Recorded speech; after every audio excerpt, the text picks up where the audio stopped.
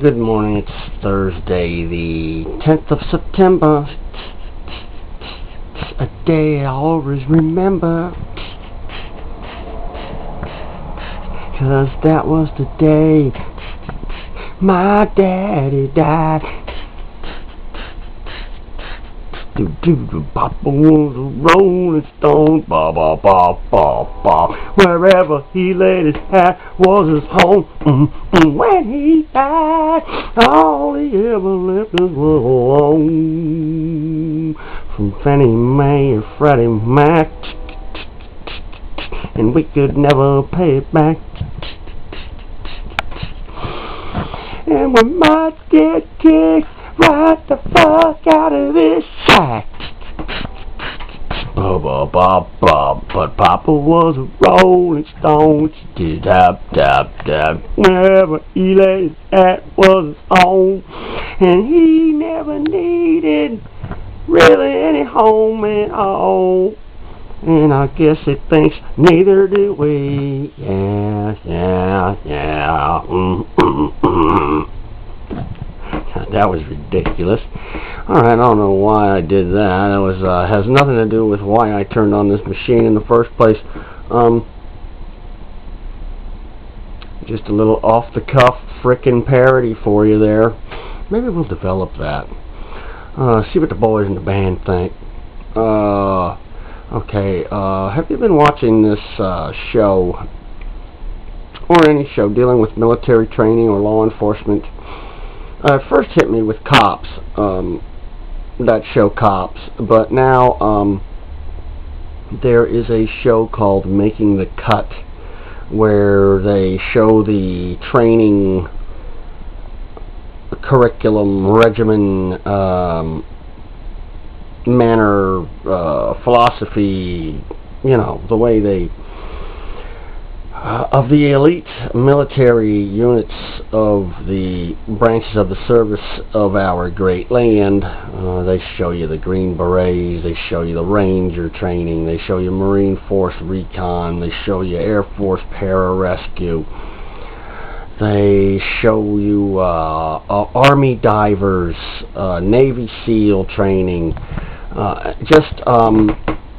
really the most elite, most, what do we say, tight-knit, little, exclusive bunch of men who are proven through their dedication and discipline, loyalty, and esprit de corps to be the best soldiers, sailors, airmen, and Marines that we have.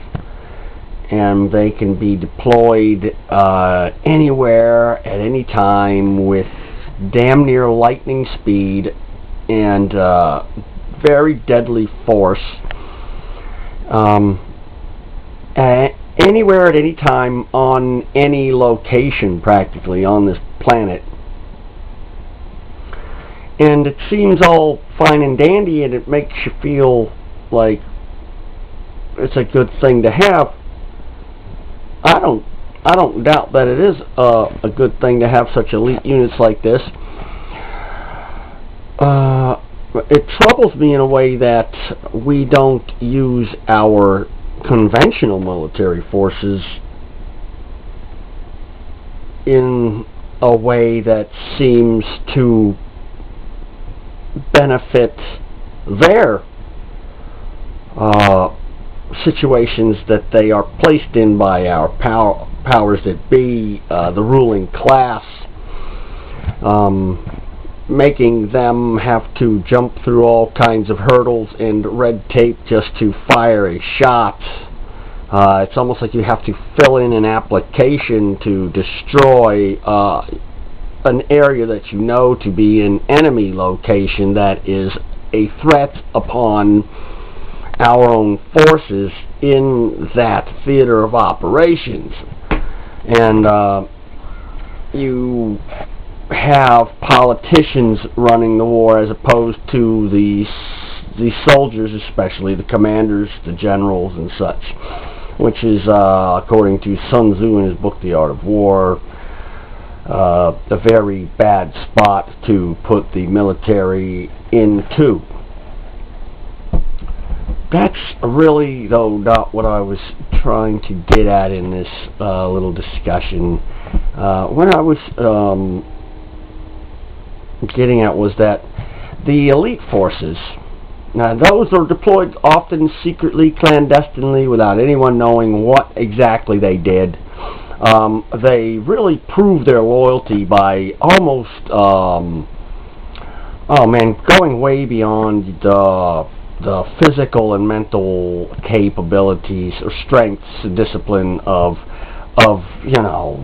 people like us, just regular Joes, right? I mean, these guys are really headstrong, disciplined, loyal. They understand the limits of the human body because they've been placed in their training for training purposes beyond those capabilities. Not to mess with their heads, but to these training programs actually, they're almost experimental in their nature, that they find just how much can a man take, and then they find a man who can take it and still function and still accomplish a mission and still keep his buddies alive too. And this is almost like, it's in order to accomplish this training and get your badge and get your become part of these, exclusive elite units, you have to be a real loyal person. You have to be very disciplined. You have to obey without question. You have to accomplish to the letter, by the number, just exactly what you are commanded and ordered to do. And it's going to be secret, and it comes from way up on high, like from His Royal Highness, okay, the one who must be obeyed, the Emperor of the world that is coming. And you know of whom I speak. I fear to do so, lest the earth tremble at mere mention of his name.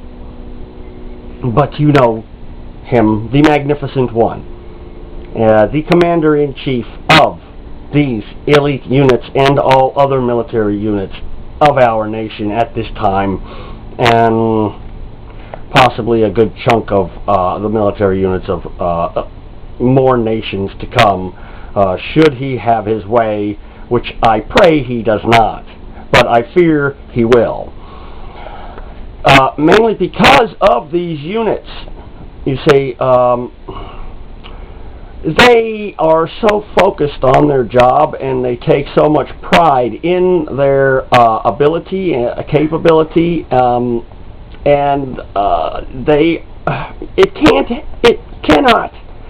it's got to go to your head, man. If you're in one of these units, there must be a certain feeling of power over everyone, with the secret nature of your missions and the high sensitivity of the necessity of secrecy, that you must feel like you're just a cut above everyone else. And I fear that if you have a lot of this kind of training, or a lot of men that are trained in this fashion, it could take a turn for the worse, to the detriment of the populace of this nation, just the American people. What if these people become some kind of tyrannical agency of the executive branch itself, and nobody even knew? What if this already exists? It kind of seems to be building up that way. You have these SWAT teams, you have county sheriffs with armored units, like this in this county. The sheriff of this county has several armored cars and 2 tanks that you can see when you drive by their motor pool. They're sitting there, 2 tanks, man. I'm just wondering, what should we need those for if we have already military units stationed in this area that have such armor and capabilities? Maybe it has something to do with the Constitution, but it seems that there is becoming an overwhelming force, an overwhelming power, an unstoppable power that they seem to, lawmen and military folks seem to be able to have at their disposal in order just to, like, commit acts against the American people that the American people are not even allowed to commit against each other. For instance, like, the woman, there was a story a few months ago about a woman who, little girl, 11 years old, I believe the girl was, and was just simply would not listen, would not go to school, would not behave, and the woman was afraid to spank the child and discipline it and make the child obey the wishes of the parents, and so she called 911, and the cops came in and tasered the little girl.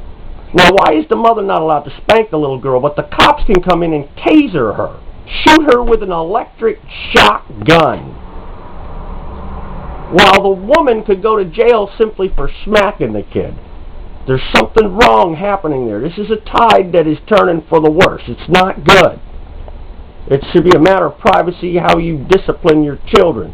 And your children should not be able to hold it over your head that, hey man, you know, if there's any kind of evidence of some kind of scratch, even if I scratch myself, I could call 911 and say that you did it to me, and you're going to jail just because I said so. So you better be nice to me and give me my Reese's Pieces and let me stay up late and watch X-rated movies and not go to school tomorrow. I don't know what the kid would want, but you know what I'm saying. Man, this is getting roundabout, though.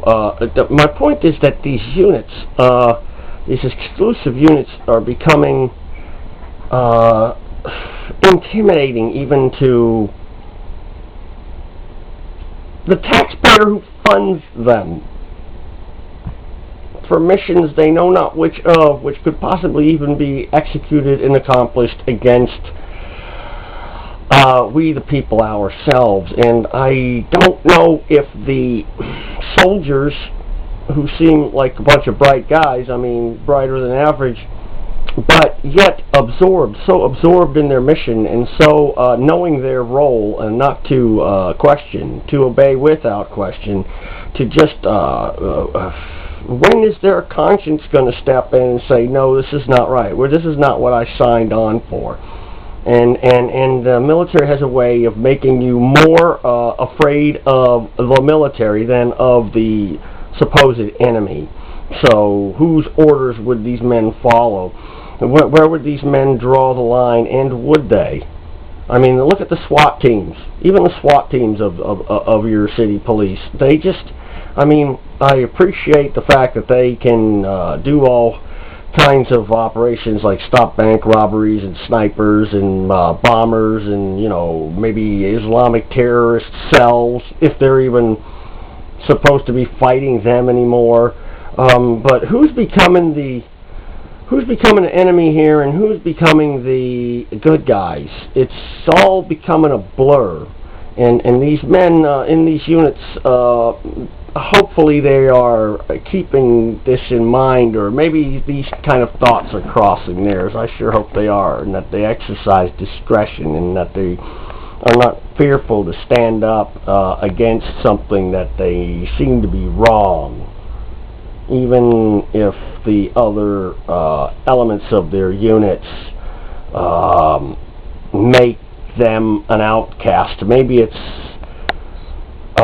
for their own betterment that they might be discharged with dishonor from their units, or maybe even the military, for, you know, refusing to go along with such a operation as they have been ordered to do in some future time, which seems to be getting closer and closer all the time. There you have it.